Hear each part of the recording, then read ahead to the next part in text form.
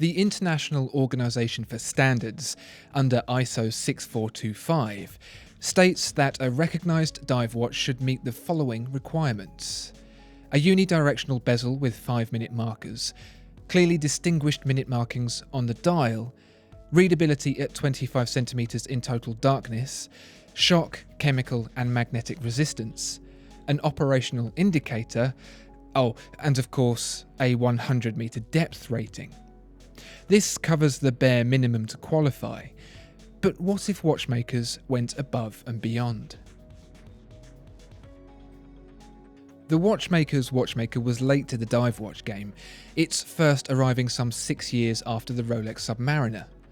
But true to the Jaeger-LeCoultre way of doing things, a watch that could be adequately used underwater simply wasn't enough, and so the 1959 deep sea alarm came equipped with a dive alarm, a first in watchmaking. Fast forward to 2007 and Jaeger-LeCoultre continued its bid to reinvent the diving watch with the Master Compressor Diving GMT. Determined to prove its hard-earned reputation for over-engineering, the diving GMT has a mammoth 1,000 meters of water resistance and a tough, lightweight Grade 5 titanium case. Grade 5 indicates that the titanium has been alloyed with vanadium and aluminium for increased strength and corrosion resistance. It's a marine and aviation favourite. But that's child's play. The real engineering kicks in with the crown, which sits snug between its crown guards. But those aren't just crown guards, because as the arrow indicators suggest, this whole collar can be turned. The thinking is this: setting a dive watch with gloves on, or even without, is a pain. The screw-down crown can be fiddly, requiring a lot of turns to seal it from water ingress.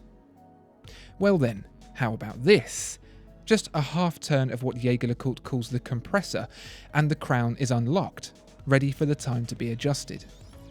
Brightly coloured arrows remind the user to twist the compressor, once the time has been set, back to its dive-ready position. And there's a little engineering bonus too, because those of you who've been paying attention will be wondering where the operational indicator, typically a second hand, is on this watch. The GMT display, useful for travelling divers, takes up the bulk of the dial space, and a second hand would add unnecessary clutter. So Jaeger-LeCoultre has a letterbox-shaped window cut into the dial, which reveals a slowly turning bar, which, of course, glows in the dark.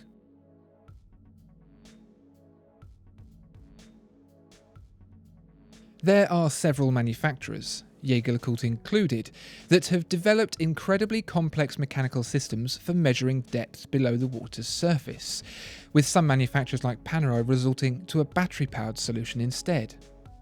A quick glance at this Oris Aquis doesn't reveal anything nearly quite so complex. It's design virtually identical to the cheaper and smaller entry-level Aquis.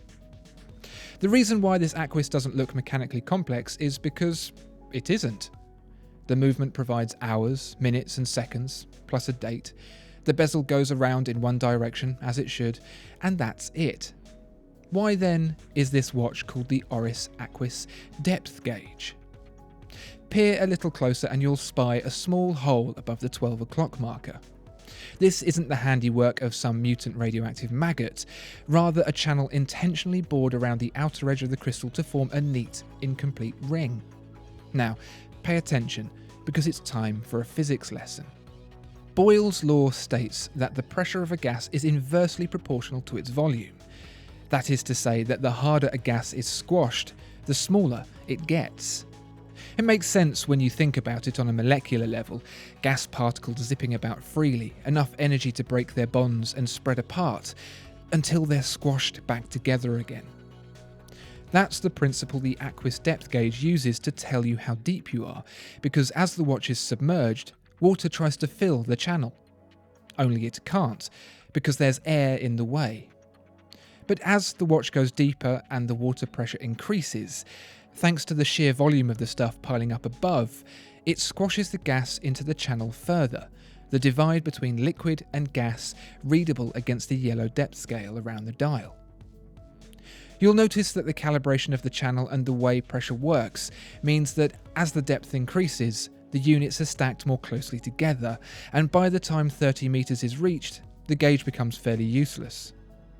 Beyond that are the realms of the professionals, however, so probably best to use the watch in conjunction with a digital dive computer anyway. So, you're on the boat, getting ready for your dive, you zero the bezel on your dive watch to the minute hand, and off you go. You're swimming around, admiring the marine life, when you spot a cave. Interesting, you think. I'll have a look inside.